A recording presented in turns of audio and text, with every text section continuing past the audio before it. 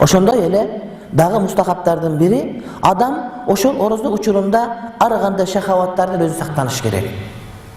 Жөндө көргөнгө болбойт. Ороздук учурунда жылаңач сүрөтү бар, аялдардын сүрөтү барларды, аялдар эркектердин сүрөтү барларды, же андан башка мисалы үчүн телевизордон же болбосо башка бир жерден көрө тургандарды, же жайдын күнү Кудай сактасын көлгө барып бүтүндөй энеден тыма жылаңач жүргөндүн арасында жүрүп көлгө баргандан дагы сактаныш керек. Адам орозо учурунда козголуп кеткен итаат болуш керек.